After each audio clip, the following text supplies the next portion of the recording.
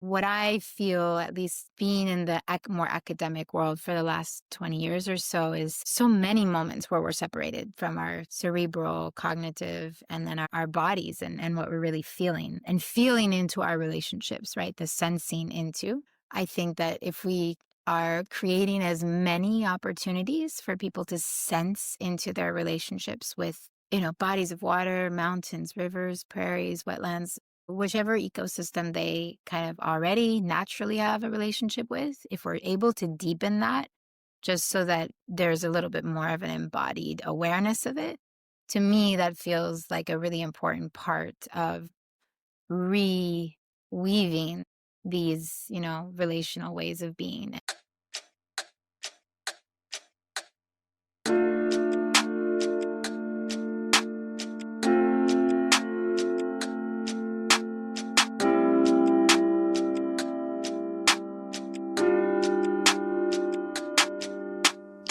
Welcome to Truth and Reckoning, a broadcast from CELDF. In this show, we'll learn from frontline organizers and communities fighting against environmental destruction.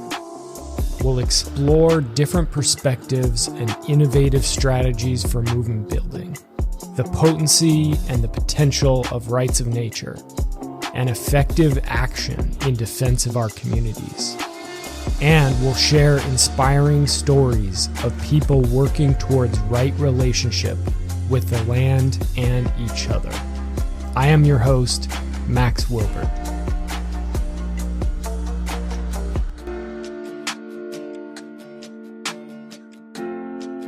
Hey, welcome to our audience and to you, Carine. Carine Gibert is who I'm speaking with today here at CELDF's Truth and Reckoning podcast. Carine and I met, it's been a couple of years now, and Carine, actually, we met in person when she came to Cleveland to be part of CELDF's Truth, Reckoning, and Right Relationship with the Great Lakes. That was spring of 2024 already. I can't believe it's been that long. But Carine is the founder and lead facilitator of Grounded in Motion, and she's also part of a project with one of our partner advisors, Talking Wings, and it was called Weaving Rivers, the Weaving Rivers Project. We'll post both the links at the bottom of the podcast so you can click on those, and you'll, I'm sure, be very interested after we have this conversation. But Carine's been curating and designing with communities globally in a common effort to place ecological flourishing at the center of each of her projects. So much of CELDF's work, over the last 30 years, many of you guys know, and I know Carine knows this, has been focused in the law and organizing around the law. And it was, back in 2020 when I met the amazing activist artist, Andrea Bowers, that she taught me what an important role art plays in the movement for recognizing rights of nature, shifting cultural thinking about our connection to and as nature, and how art could enhance our legal work, which she did with the exhibit here in Cleveland, and also how it can expose the work and the movement to a whole new and broader audience. So, using art as a form of resistance is also another, revelation that meeting Andrea and then also you, Carine, as an artist as well, brought to my attention. So I'm really excited to talk with you about all of these topics. But why don't you start with filling us in on what you've been up to since we were together in the spring of 2024? Yeah, thank you, Tish. I think, one of the things that always stands out for me is this relationship piece. So I'm grateful to you for the relationship that we have. I'm grateful to Zelda for caring about relationships in the true sense of the word, in the sense of, over time, even when there's periods of maybe disconnection because of life's kind of waves that come and then move through, that we're always in relationship. And I think that's true for us with all sentient beings, not just those humans, and the forgetting of those relationships, which is also a very human quality, and the remembering of them. So I think that since Grounded in Motion started, really, I mean, I've been an educator for more than 20 years now, which is kind of crazy, but yes. And Grounded in Motion started really officially in 2018. And the essence of it is this merging of the poetic and the scientific. We focus a lot on this desire for us to know in our bodies, which is where art for me has always been an element of resistance and resilience, actually, both, because somehow for many reasons, I think people are more willing to be disturbed or to be moved when they're being exposed to something quote unquote artistic. And when they're in rooms that are more, judicial or policy oriented or even academic, somehow we sort of compartmentalize the body and the mind. And with Grounded in Motion, we're really working on trying to do that as little as possible. So to be in our bodies when we are, academically or intellectually thinking about the ecological crisis and the grief that so many of us are going through. For me, the artistic side started with grief. I think that's really important to say. I think that in 2020, before becoming a mother for the first time, I was experiencing waves of ecological grief that I had never really sat with before in that same way. And it really consumed my body. It consumed my mind. It impacted my teaching. It really impacted my capacity to give, important sort of lessons and content in a hopeful, constructive way. And so I started recording a lot of my writings, which I had always done, but not for any official purpose. And then we started creating soundscapes, which are spoken word pieces accompanied by musicians who were composing for our animate and sentient earth.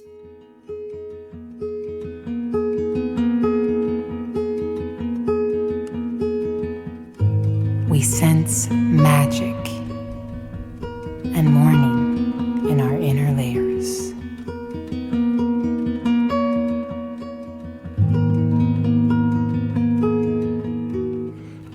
Our outer edges caressed or awoken with the winds and rains. We are carbon compositions. Rarely choose to dine in solitude.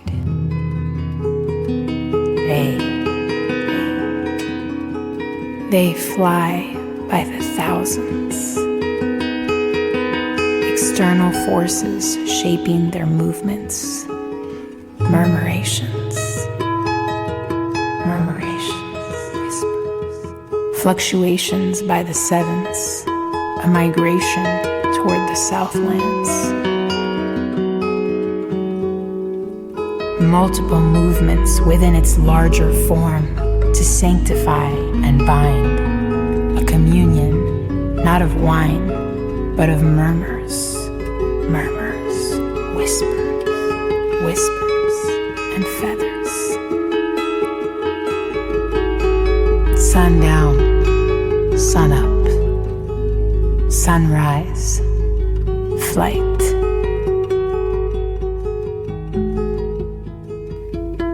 We are surrounded by the thousands, yet struggling to be grounded.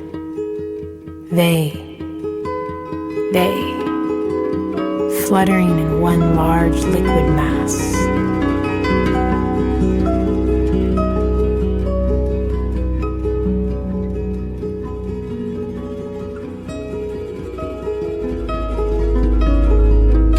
Uttering low, continuous waves, formations of caves, resemblance of rivers in the sky with their life in motion. They are reminders of volatile creations, organic dust, flocks that appear to simply trust. murmuring, murmuring to the momentum of our own minds.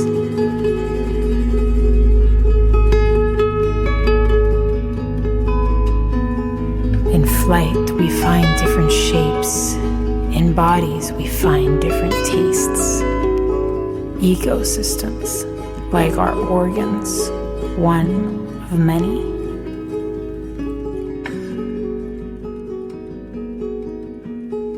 Migrations above the lands, the seas, a wildlife corridor with no walls, Earth's natural pulse.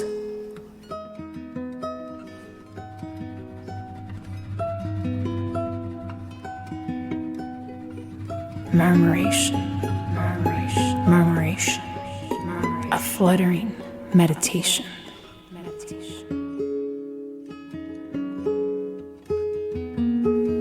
Whispers, murmurs, whispers, murmurs.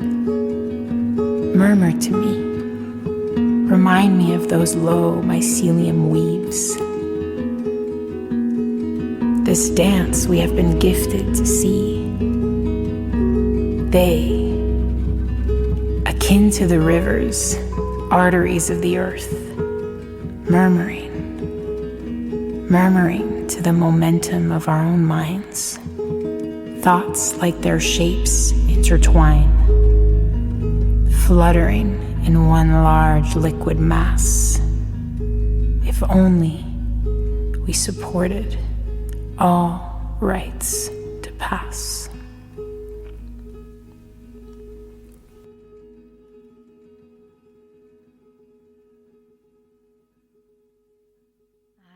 And it's been a beautiful process and has woven its way now into a lot of grounded emotion curation work, a lot of our ecological jurisprudence work, a lot of our, campaign work, a lot of our education work. We use it even now with schools and different students to offer a different sort of entry point into what what the rights of nature movement, I guess, is one of them that we could talk. Yeah, it's so interesting listening to you talk about, your background and how you come to this, and because for me, and talking about how a lot of times in academic places, right, spaces that, and even like legal courtrooms, things like that, right, like how it's uncomfortable. Some people feel, but there's also the opposite. Like I would say for me, it was the opposite. I felt very uncomfortable being in an art museum, and thinking about how, like, because that's not something that I was very familiar with Yeah.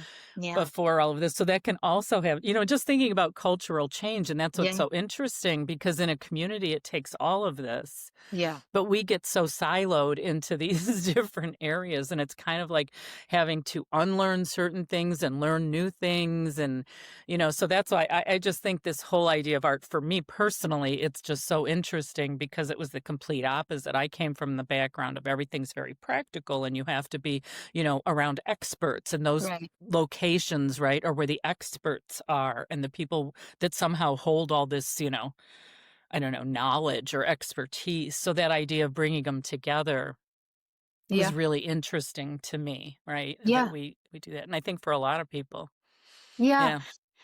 Yeah. And I think the spaces that we all move through, and like you said, it takes all of us, right? So depending on what our background is, the shifts that we make, I think that's what's important, is maybe feeling that shift in ourselves, which is just really looking at it possibly from a different perspective. I mean, law and academics is all constructed, right? Like we've constructed all of these things. And I think what I feel, at least being in the more academic world for the last 20 years or so, is so many moments where we're separated from our sort of, cerebral, cognitive, and then our bodies and what we're really feeling, and feeling into our relationships, right? The sensing into.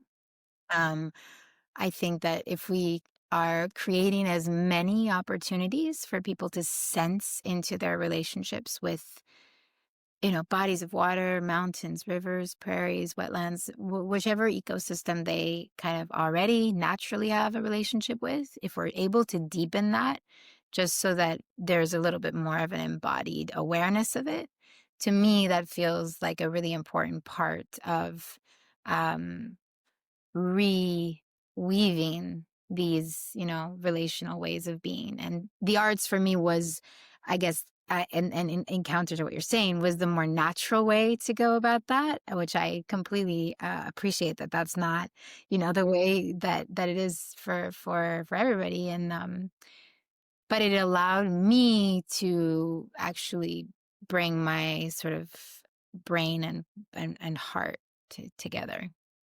Yeah, Which it's so was interesting, like the people that you come in contact with, how they can really impact and change your whole perspective. Yes. Because Thank you. I've always been connected to water, right? And always just loved being by water. But because being educated and raised in this culture didn't, it wasn't until the art element came in and contact with more people like you and Andrea and all the other artists that participated and have come across my path, in the last 5 years, where I really have been able to feel like, oh, that makes sense now, right? Like Mhm. that we are water. I mean, it's running through our veins, that this is the connection to place where I am. Lake Erie, Cleveland, it's, here. And so it all fit together. It was kind of like a puzzle that I didn't have the pieces to. And so, yeah, I really appreciate it. And then you brought a whole new element with the sound, of that. Never think like, yeah, we all know we're all as little kids taught we have five senses, right? Yeah, But yeah. but it's kind of like from the scientific standpoint, the parts of our body but it's never all brought together in that way. So yeah, I really. Yeah. And I think, Mhm. I'm so grateful to you as well, because I think in the end, there are a lot of artists and if, if I'm a trained educator or a trained academic, but there are so many of us that are artists that are also finding their way into bringing that into something that they feel so strongly and often feel disempowered to do because they don't have the practicality, or at least the way that society has, kind of shaped that to mean. So having people that know what it looks like to draft a piece of legislation to help a community or to help us think about articulating it so that it makes sense in a system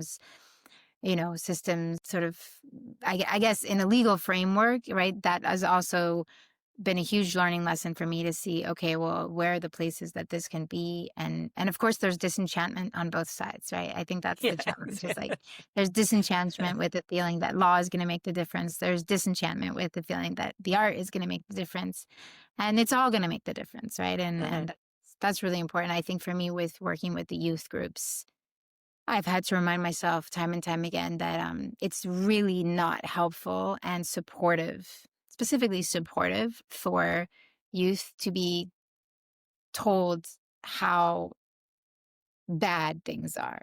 Because things are, in certain places and in certain moments, pretty devastating from an ecological from many perspectives, but from an ecological perspective. And I think I've learned over the years. I'll never forget, in 2012, my first graduating class, there was a student who I had really grown to know, and he left my class, saying, I came into this class and it was the first time that I saw so much, so many wildfires, so many hurricanes, so many, and just because I was sharing with him the realities of some of what was happening. And I remember as a really young teacher after that thinking, this is not what I want to do. I don't want to, impart sort of devastation on these students. I want to share reality. And it makes me think of, Rebecca Solnit writes a lot about this, right? Hope in the dark, and that sort of blind, enthusiastic optimism, but also the necessary sort of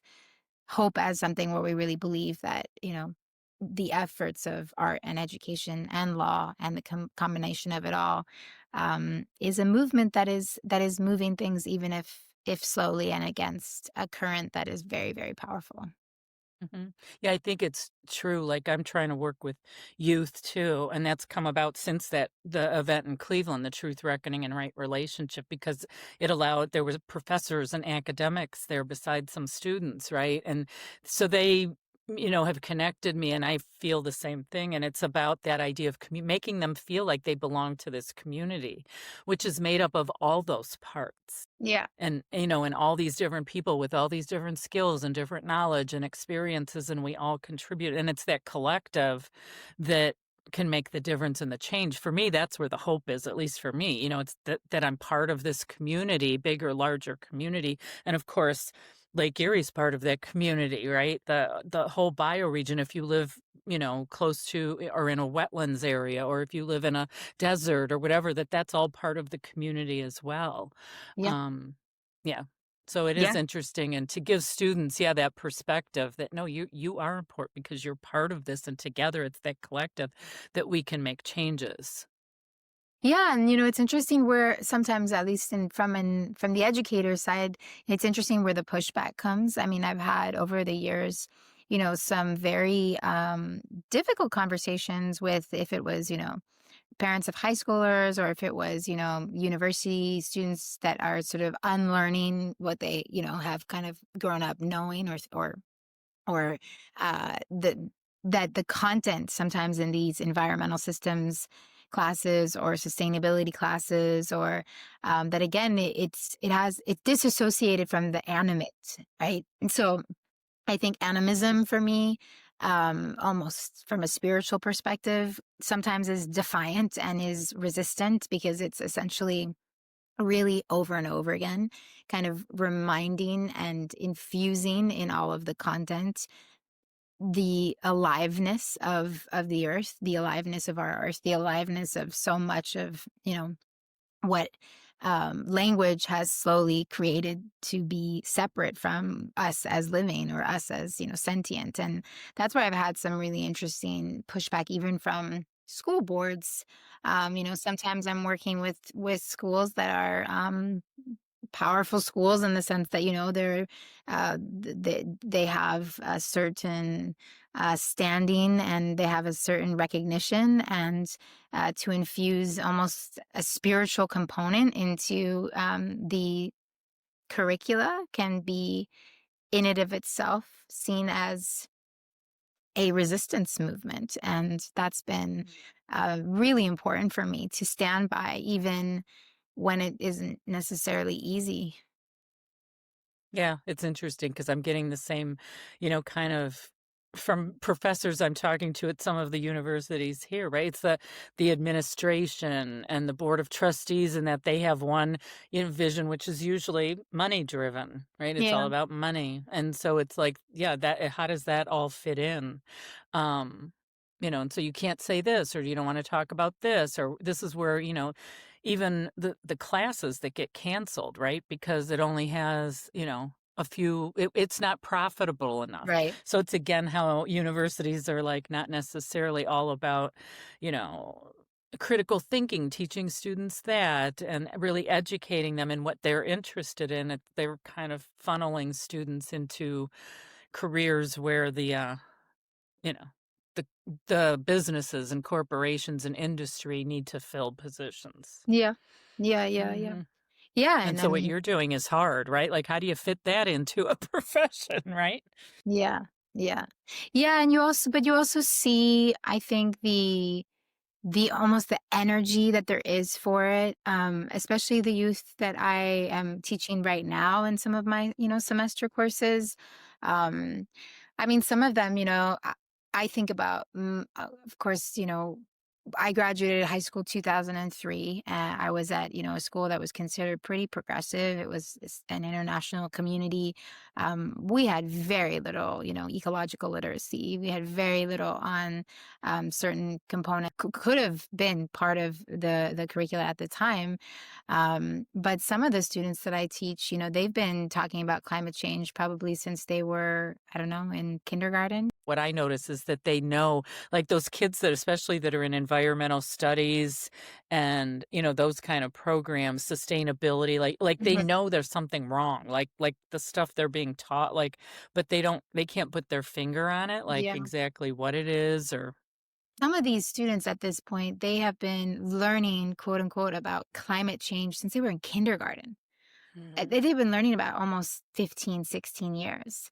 So I put myself in their position and think, can you imagine if I was being taught for 16 years this thing that is happening, and it's not, there's no real there doesn't seem to be a real, response that is, in my mind, responding to the urgency that it's Mhm. being taught to us. I mean, it's almost like a dissonance that they have to almost accept, which is very strange, right? I mean, if you were being taught that there is something, that is, eroding our community and eroding our environment, and that we clearly have a lot of ways in which we could actually address some of it very quickly. I mean, I always give them the example of, light pollution, which is one of the ones that we've been composing actually a piece for the last year and a half. And we've been working on the lyrics, and we've been working on it with the musicians, and we've been talking about what kind of an installation would we create, even just to raise awareness around the, negative effects of light pollution on wildlife and on migration paths.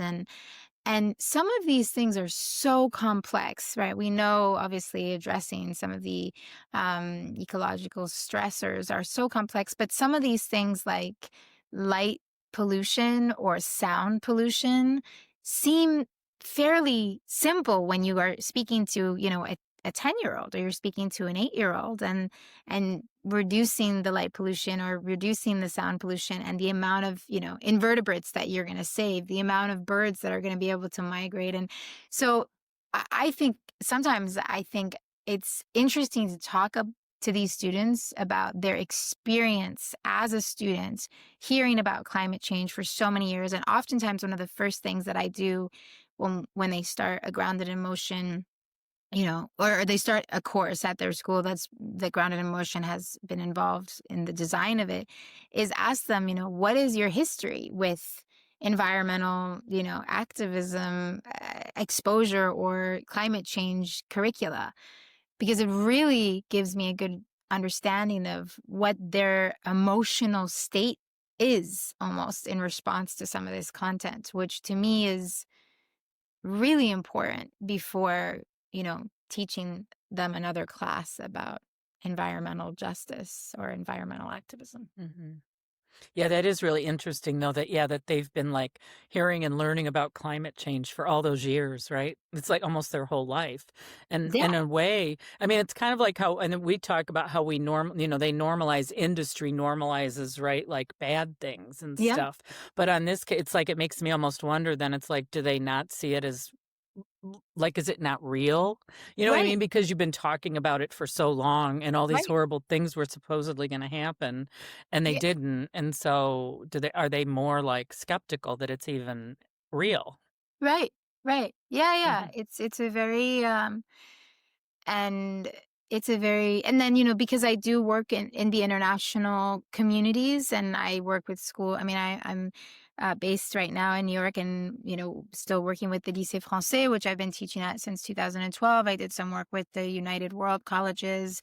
I've been doing some work now with the International Baccalaureate Schools, which, and part of that is my background, because my mother was from the U.S. and my father is French. I was born in France and raised in Europe, so my identity, right, of is quite tied to some extent to an international, or when I was a child, a European almost identity, and those cultural settings, those political settings, all make a difference in terms of, Mhm. what's the culture like. But regardless of where you are, if climate change has been something that you've been exposed to in a school setting, and you were born in early 2000s, it's been 20 years that you've been learning about climate change in school.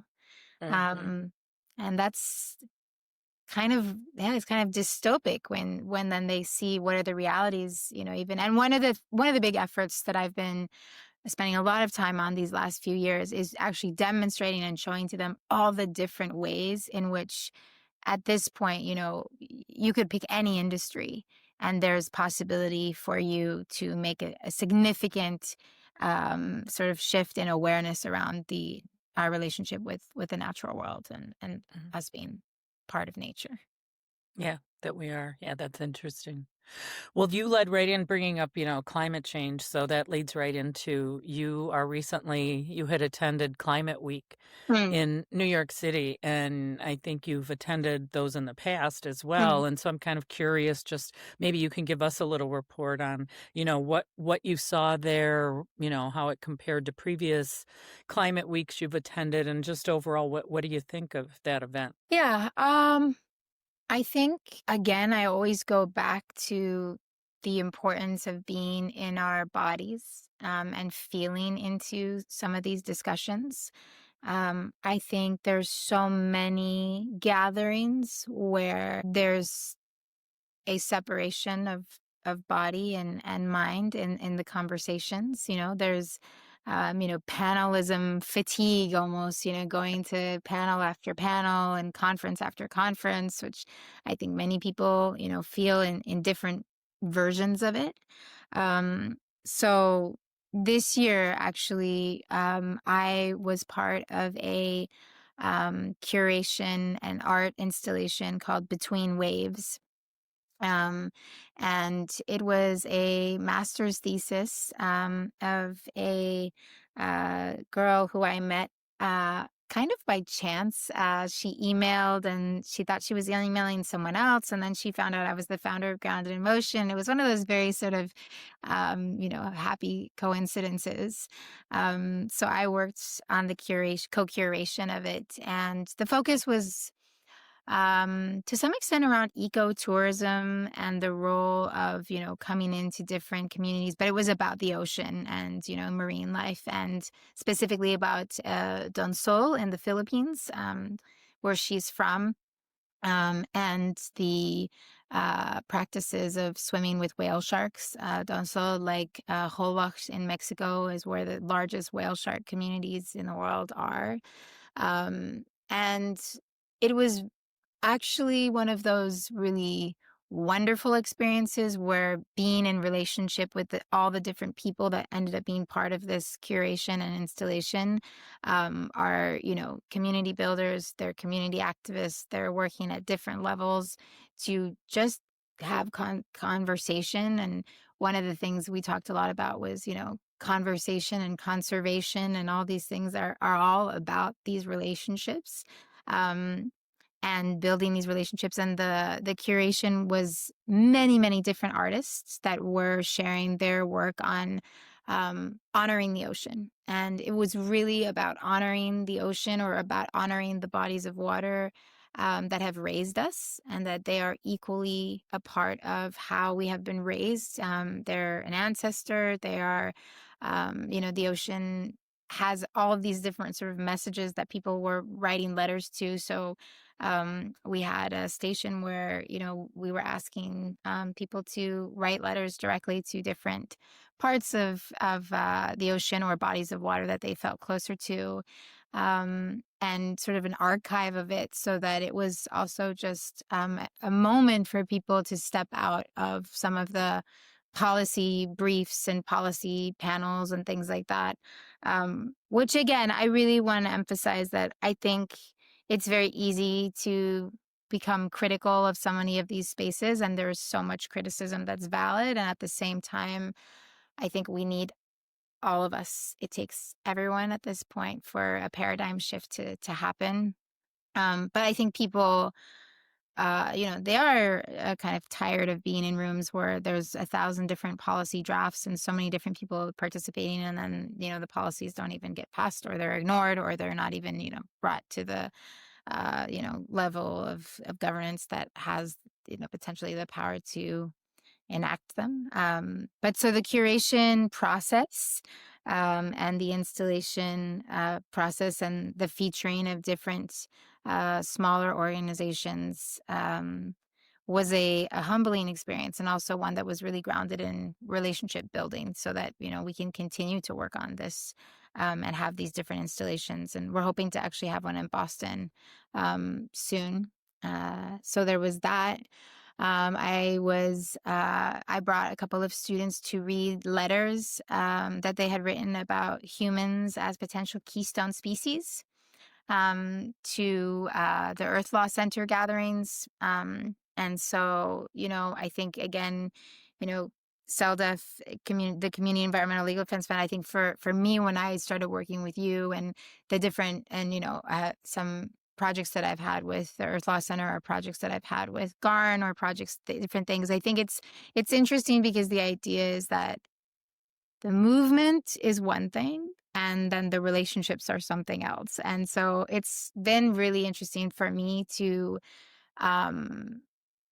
identify the essence of what everybody really cares about, and reminding myself that that's really what we're all working at. We're all working towards and hoping to have these consciousness shifts. And for the students, I think it was a really wonderful opportunity for them to also see that what they're doing in the classroom as 10th graders, because this was specifically 2 10th grade students of mine, they had all kinds of people in the room listening to them. People who are drafting policy, people who are lawyers, people who are municipal representatives. And I think that's important for them to see, so that it's not siloed in the classroom either. Because a lot of students, I think, feel like what they do in school really doesn't connect to the real world.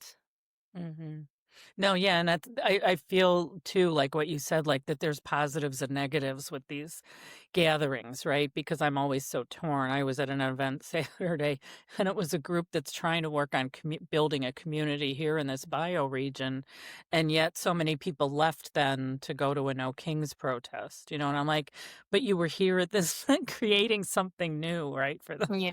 And so, yeah, but like even the climate stuff, I mean, I agree. And that's why I'm curious, were there more new people there? Or a lot of times it winds up being the same people, right?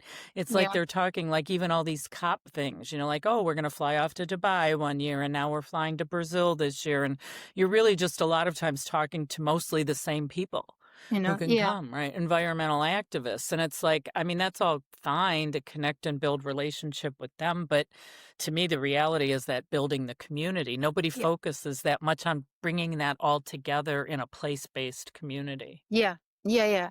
I think in New York, it varies so much because there are so many people, new youth voices that I am exposed to, because I am working so much with youth groups that are creating, especially with the arts, creating new exhibits or new places of gathering to be in community. There were a couple of initiatives that I think over the past couple of years have sort of separated from Climate Week, but still are doing their events during Climate Week, because they know that there are so many more people that are interested and really want to know more about, the Gowanus Canal, or they want to know more about the waters of New York, or they want to know more about the Great Lakes Bill of Rights.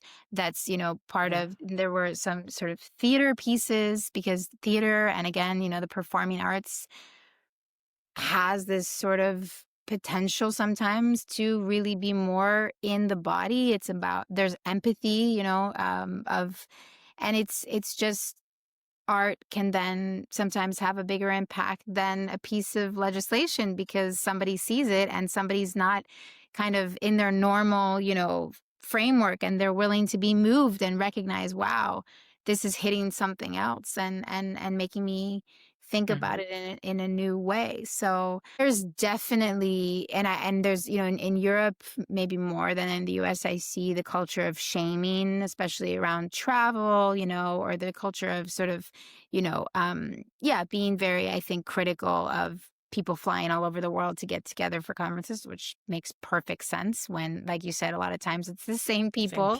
Moving around. And then, I think that Climate Week in particular in New York, I mean, this is the one that I attend because I live here, right? But there's Climate Weeks all over the world.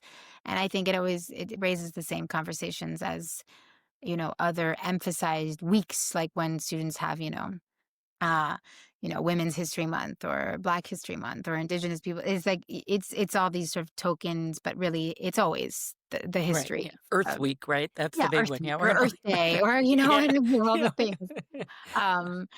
And I feel that at this point, specifically from my educator's perspective, it's best for me not to use so much energy on my frustrations with that, and place my energy in the elevating of the consciousness. Hmm. Right. Yeah, no, I agree. I find myself and so to sell, in that same space a lot of times too, Yeah. and, trying to look at, well, what benefit do you get out of these things? You know, and I think, as long as you have that mindset, and you understand that, and then you can do that's the whole point of consent, isn't it? That you know both sides and then you get to decide, right? Like, yeah, should I go? Shouldn't I go? What are, you know, the Yeah. positives for this? And yeah, so it's all good. Yeah, it's Um, hard. It's hard, and I think, to some extent, it's very much just aligned with integrity mhm. and how we're in integrity with what our values really are. Right, exactly. The whole value. And not only that, that idea that I've been saying that more lately, it's like that idea of just even having environmental activists, it's kind of a problem because it's like that makes it so easy for everyone else to go, oh, well, the environmental activists are going to fix it, right? Yeah. And it's just that mindset. And it's like, no, we're all part of this. Like you said, we're all connected to this place, to this water body, to this, what, we have to all together. It's not any one group or person's, responsibility to do that. It's all our responsibility. So, Yeah, and I think, it's been interesting with some of the musical compositions. One of the things that we kind of found that was quite powerful is that sometimes, when you're in a space where there's already a clear agenda, so in this case, you're mentioning the environmental activism agenda, we're already in the community, right? So we're already in our own silo. And so with the spoken word pieces, those have ended up in places that are about poetry or that are about music. mhm, And so inevitably, that is already a new space where people, aren't coming just because they are part of the environmental activism communities. But then the conversations are about caring for our earth. And they happen in a space that wasn't labeled environmental activism, right? And that's mhm, really, I think, also in the last couple of years been something that I'm really working towards is how can we be in spaces that are just about gathering to talk about what we value and what we, our hopes are for future generations, for current generations, and for the consciousness of this animate, breathing, living earth to be more in our consciousness on a daily basis. mhm. Yeah, I don't. You mentioned, we talked about it and you touched on it a little bit at the beginning about art being resistance. But that's CELDF's new program area, our newest program area. I mean, we've always had the legal services and the education, but this idea, community resistance and resilience Hmm. program area. And so I'm really curious to hear more if you have more to say, like how art can be. I remember Andrea at the Truth and Reckoning event in her presentation, her workshop. And it just stuck with me where she said she sees art as like a Trojan horse. Hmm. That it can insert these ideas and stuff into places that normally you might not be able to go. And so I'm just curious what your thoughts are on, that and how you see art and even some of the work you specifically do, as resistance or resilience. Yeah, I think many of us agree on this, that it's something about its power to dismantle preconceived sort of expectations of what is coming or what is, how something is going to be addressed. Um, I think that any opportunity that we have where we can sense into what our feeling or our, and sometimes I think the criticism then becomes, oh, this is all about emotion, and then it's more uh I think diluted into something that is then missing the sort of scientific substance, because it's interesting because that's a criticism that happens. Hmm. The sort of the ecological content is inaccurate in this way when spoken word, is talking. We Hmm. did a piece on, soil health And it was, poetic, and there are different lyrics almost that, yeah, you deconstruct them and say they're scientifically, inaccurate sometimes, or they, and that's where, it's again, I've been thinking so much about, it's the energies, like where are we placing the energy? And similarly, I think when Andrea says, is the Trojan horse, I actually just heard the founder of this theater company called Theater, which is based in South Africa, and they do, different. I mean, it would be a lot to share, but they do different theater pieces about community issues specifically, not only strictly about the environment, but it's more about what someone is willing to receive and how open they might be willing to be, or even subconsciously are, when someone says this is art.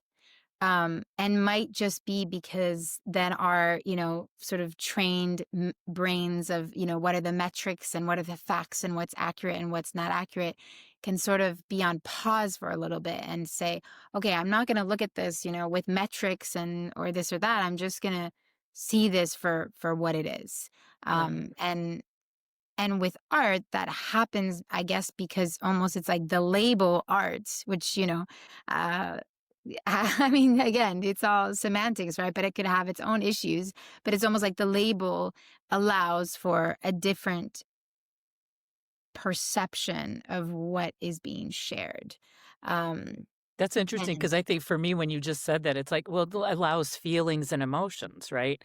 Whereas everything else, science is supposed to be devoid of those. The law is supposed to be devoid. It's like, yeah, it's like that. And I mean, and you and I have spoken about this so many times, but I mean, that's just, it's inaccurate, right? Like laws are created because of values, right? So that comes from, in my mind, I mean, that's a feeling, right? You have a value, you care about something. There's a law that's created to, in theory, protect that value, and we know that that's obviously, we see that not being the case, right? In many instances, but if it's about reflecting our values, and then this is what really the education work is with grounded emotion, is it's like, so then what really are our values and what really are the perspectives? And in the international baccalaureate schools that I work in, so there's an IB course called Environmental Systems and Societies.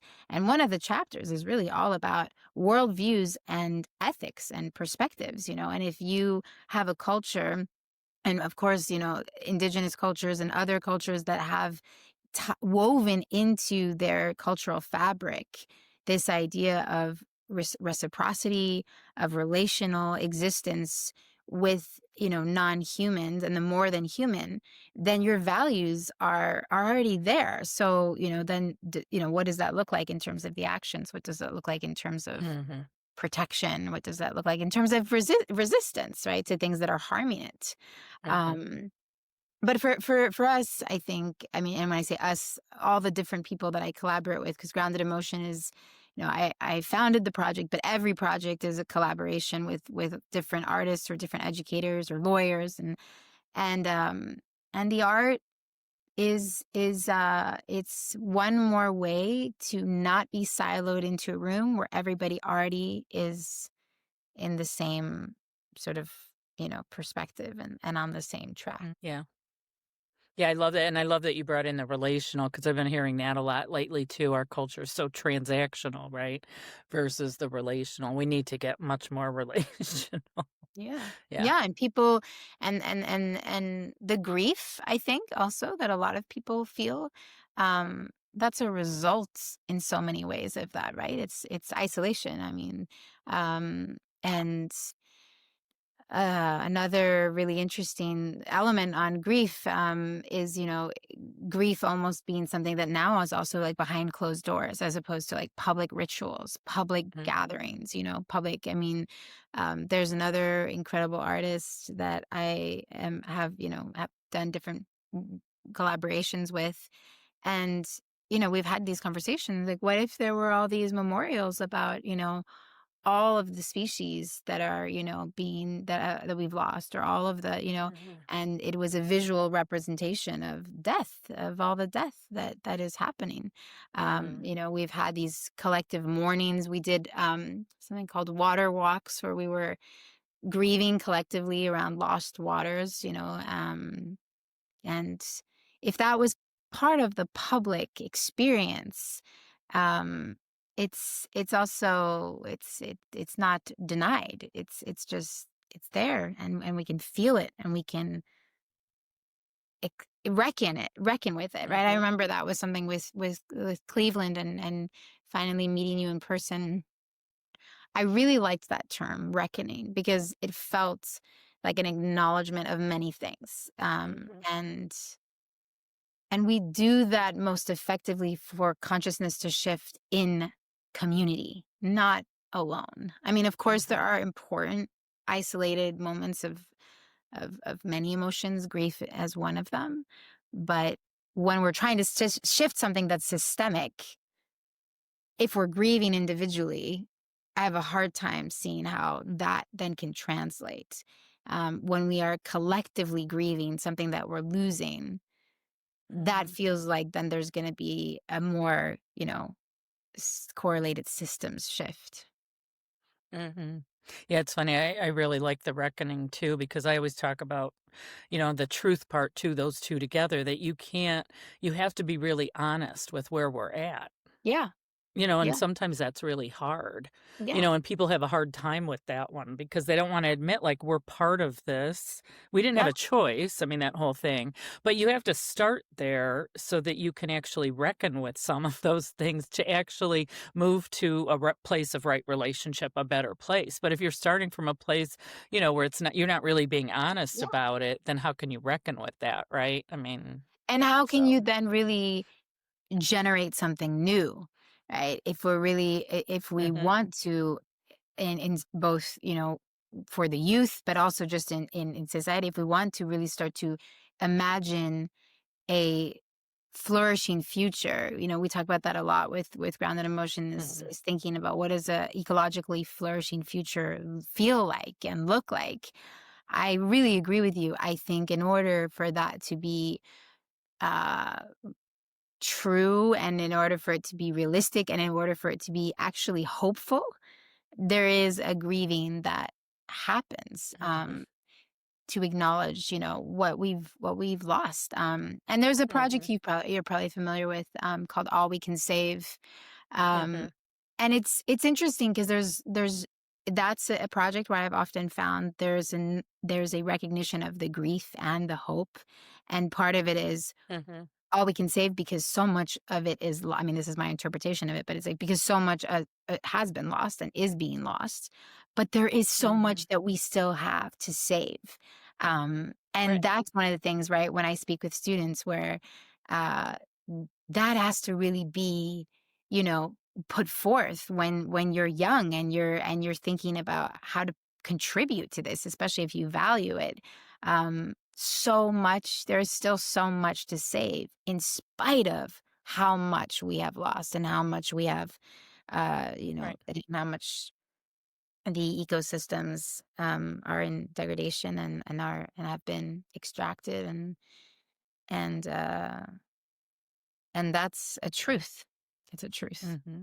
Yeah, or Will Falk, who you met also, and who Yeah. works with CELDF, one of our lawyers, Yeah. he talks about that a lot. And Yeah. it's like all that we've lost. It's like, and we don't even acknowledge it. Like, so many people don't even know, or like people I talk to, that, like, yeah, you can have a lake die and it could be totally dead. You can't bring it back. People always tend to think like, oh, well, we can fix it. We can, Yeah. because that's how our system's set up. We'll just put money into it and we can fix it. Yeah. Well, when a species is extinct and gone, you can't fix that. But, Yeah. science, they always go to science. Like, well, it can. Maybe if we have some of the DNA, we can, like the Yeah. Jurassic Park thing, or Yeah. if the lake's dead, of course we can bring it back. It's like, no. I mean, it's like when Or they try to also, recreate wetlands, yeah, you or can. It else, took nature thousands of years to create right. that wetland, right? That's what And I you're was going to get about a to. bulldozer, dig a hole. They did it in my community, right? And like, we'll put some plants around it, and now it's a wetland. It's like, that's Yeah. not how that works.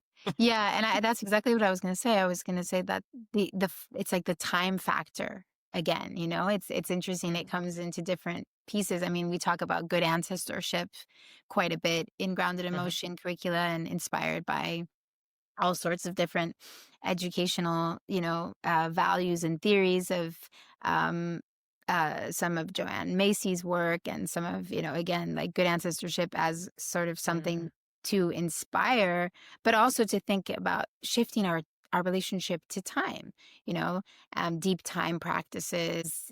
Yeah, people will say, well, we can just plant all these forests again, we just replant them. And it's again, it's like, well, 1,000-year-old tree isn't going to be, replaced by, a tiny little, especially not a monoculture forest that's being planted. No.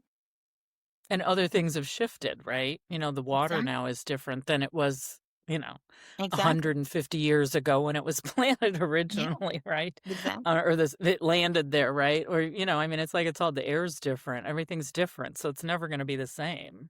Yeah, and I think that's interesting with the youth too, because I think it's sort of, unfortunately, the culture of sort of like the immediacy factors, that in a way I think really is in juxtaposition with the natural world, right? Because there's such a disassociation with our relationship to time. I mean, mine included, growth of food, all sorts of things, right? Where it's like there's this long process.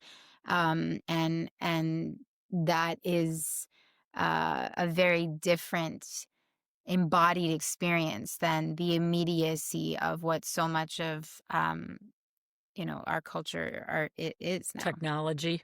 What technology does. Yeah. Well, there's something else about your work maybe we didn't cover, reflections or anything else you want listeners to know, please, and where they can reach you, kind of thing. Yeah, no. I think, just, the Grounded in Motion website is a great place to start. And there's a variety of different examples of what are some of our education collaborations look like, what some of our artistic curations look like. And I'm sort of now in a new space around, rights of nature and my thinking around how that weaves itself into my work with Grounded in Motion.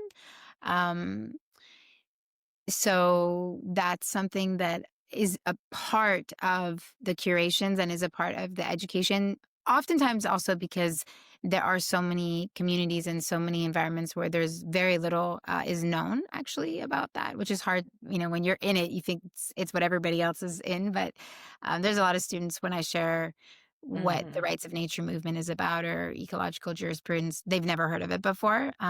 So I think it's important.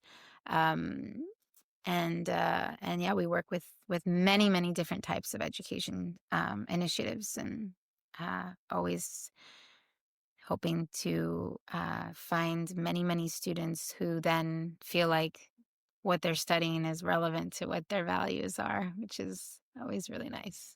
Yeah, that's always good. Yeah. That they would be less depressed, I would think, if they can find that. For sure. It never feels good, when you're studying. Yeah, and it doesn't connect. Yeah. Yeah. Or you feel like siloed into something. Yeah. Yep. I was just going to let listeners know too that, we know that media is being controlled a lot more and, all that stuff, that we're not, like what you just said, students aren't even aware, right? So rights of nature, that's not something that's on mainstream media, right? They don't hear about this stuff. No. And so, us and along with so many other places, we're trying to, that's why we're doing this podcast. They might not learn about your work, right? And things like that with people, you wouldn't hear about otherwise. So I just want people to remember that if they're listening and they like this, to consider subscribing to our Substack page so we can keep doing these kind of conversations and exposing you guys to work that you might never, hear about, or from people you might not get to hear from.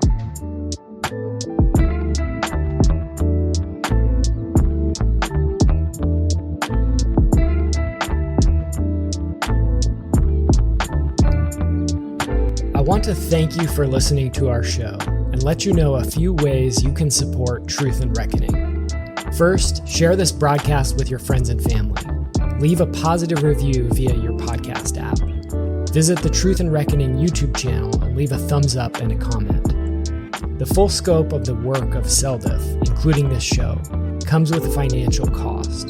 So if you're able to make a donation, go to CELDF.org. That's CELDF.org. But most importantly, our goal for this show is to empower you to take action. So the best way you can show your support is to get involved with your community and protecting the place where you live. Thank you very much.